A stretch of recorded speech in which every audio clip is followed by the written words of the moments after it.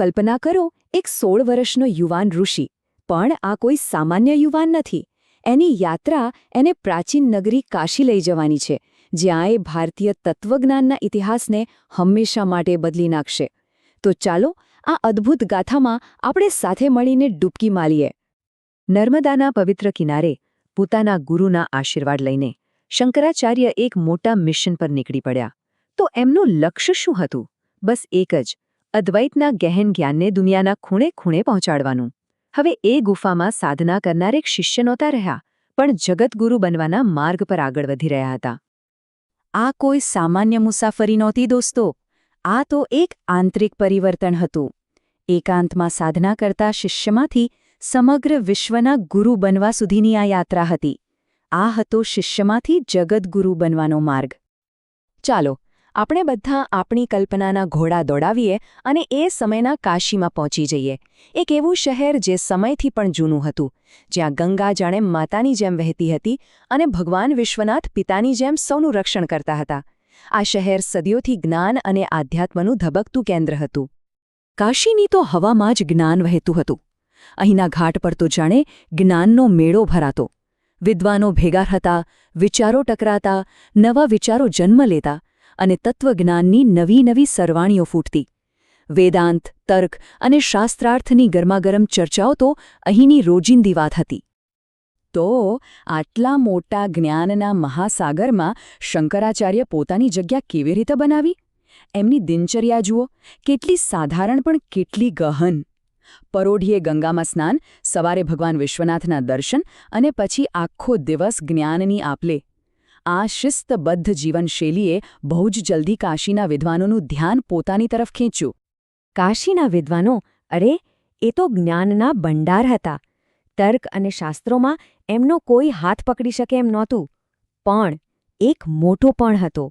શું એમનું જ્ઞાન ખાલી પુસ્તકો અને શબ્દો પૂરતું જ સીમિત હતું? કે પછી એમણે એ જ્ઞાનને જીવનમાં ઉતાર્યું હતું? બસ અહીં જ શંકરાચાર્ય એક નવો પડકાર લઈને આવ્યા. અને બસ આ જ શંકરાચાર્યની ખાસિયત હતી. એમની પાસે તીક્ષ્ણ બુદ્ધિ તો હતી જ, પણ સાથે ગહન કરુણા પણ હતી. જે લોકો ખરેખર સાચા જ્ઞાનની તરસ લઈને ફરતા હતા, એ બધા જ શંકરાચાર્ય તરફ ખેંચાયા. કેમ કે શંકરાચાર્યો માત્ર શાસ્ત્રોના શ્લોક નહોતા બોલી રહ્યા, એમના શબ્દોમાં અનુભવનો રણકો હતો. અને પછી આવી એ અસલી કસોટી. કાશીના મોટા મોટા પંડિતોએ શંકરાચાર્યને ઘેરી લીધા. એમનો સવાલ એકદમ સીધો અને સઠ હતો. એમણે પૂછ્યું, સ્વામી, આ આખી દુનિયા અમારી નજર સામે છે. અમે એને જોઈ શકીએ છીએ, સ્પર્શી શકીએ છીએ, તો પછી તમે એને માયા કે ભ્રમણા કઈ રીતે કહી શકો? આ સવાલ સીધો આપણા રોજિંદા અનુભવ પર જ હતો. અને શંકરાચાર્યનો જવાબ? હા, શું જવાબ હતો? એકદમ સચોટ અને કાવ્યાત્મક. એમણે કાશીની જીવાદોરી ગણાથી ગંગા નદીનું જ ઉદાહરણ આપ્યું. એમણે કહ્યું, નદીના કિનારા તો બદલાતા રહે છે, પણ નદી તો હંમેશા વહેતી રહે છે. જે બદલાય છે તે મિથ્યા છે. બસ આ એક જ વાક્યમાં એમણે અદ્વૈતનો આખો સાર સમજાવી દીધો. તો આ જ છે અદ્વૈતનો મૂળ સિદ્ધાંત. બહુ સરળ શબ્દોમાં કહીએ તો આપણી આંખો જે દુનિયા જુએ છે તે સતત બદલાતી રહે છે. એટલે એ સંપૂર્ણ સત્ય નથી, એ મિથ્યા છે. એકમાત્ર સત્ય છે બ્રહ્મ, જે ક્યારેય બદલાતું નથી. અને સૌથી મોટી વાત, આપણો આત્મા એ બ્રહ્મથી અલગ નથી. આપણે બધા એ એક જ પરમ સત્યનો હિસ્સો છીએ.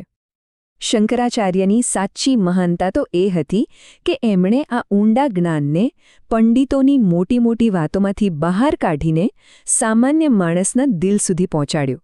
એમણે બતાવ્યું કે અદ્વૈત ખાલી તત્વજ્ઞાન નથી, પણ એ તો જીવન જીવવાની એક સુંદર કળા છે. ચાલો એક નાનકડી વાર્તા સાંભળીએ. એક વેપારીની, જે ખૂબ જ પરેશાન હતો. એણે શંકરાચાર્યને પૂછ્યું, સ્વામી, મારા જીવનમાં આટલા બધા ઉતાર ચઢાવ કેમ આવે છે? ક્યારેક ખૂબ સુખ તો ક્યારેક ખૂબ દુઃખ. આવું કેમ થાય છે? સાચું કહેજો, આ સવાલ ક્યારેક આપણને બધાને પણ થાય છે, ખરું ને? અને શંકરાચાર્યનો જવાબ સાંભળો, કેટલો કરુણાથી ભરેલો હતો. એમણે કહ્યું, અરે ભાઈ, ગંગામાં હજારો લહેરો ઉઠે છે અને પાછી શાંત થઈ જાય છે. શું એનાથી ગંગાના અસ્તિત્વને કોઈ ફરક પડે છે?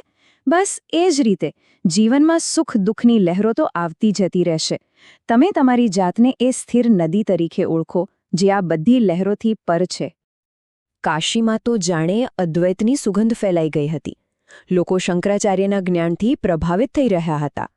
પણ એક દિવસ કંઈક એવું બન્યું જેણે શંકરાચાર્યના હૃદયને એવું સ્પર્શ્યું કે એમાંથી એક અમર રચનાનો જન્મ થયો. થયું એવું કે શંકરાચાર્યએ એક વૃદ્ધ પંડિતને જોયા. બિચારા સંસ્કૃત વ્યાકરણના નિયમો ગોખવામાં એટલા મગ્ન હતા કે એમના ચહેરા પર જ્ઞાનનો આનંદ નહોતો, પણ થાક હતો. શંકરાચાર્યને એ જોઈને ખૂબ દુઃખ થયું કે જે ભાષા જ્ઞાનના સાગર સુધી લઈ જવા માટે છે એ જ ભાષાના નિયમોમાં આ વિદ્વાન બિચારા અટવાઈ ગયા છે. આ દ્રશ્ય જોઈને શંકરાચાર્યના મુખમાંથી જે શબ્દો આપોઆપ સરી પડ્યા એ આજે ભજ ગોવિંદમ તરીકે અમર થઈ ગયા છે. હવે સવાલ એ છે કે વ્યાકરણના આટલા સૂકા નિયમોમાંથી ભક્તિનું આવો મધુર ઝરણું કેવી રીતે ફૂટી શકે? એ ગાથા પણ અદ્ભુત છે, પણ એ જાણવા માટે તમારે અમારી સાથે જોડાયેલા રહેવું પડશે. આ સુંદર જ્ઞાનયાત્રામાં અમારી સાથે જોડાવા બદલ આપનો ખૂબ ખૂબ આભાર. જ્ઞાનકોશ એક બહુભાષી ચેનલ છે જ્યાં અમે અંગ્રેજી, હિન્દી, મરાઠી, તમિલ, બંગાળી અને ગુજરાતી જેવી ભાષાઓમાં આધ્યાત્મિક જ્ઞાન વહેંચીએ છીએ. અને હા, ટૂંક સમયમાં બીજી ઘણી ભાષાઓ પણ ઉમેરાઈ રહી છે. અમારો ધ્યેય સનાતન ધર્મના અમૂલ્ય ખજાનાની એકદમ સરળ, સ્પષ્ટ અને અર્થપૂર્ણ રીતે આપ સૌ સુધી પહોંચાડવાનો છે.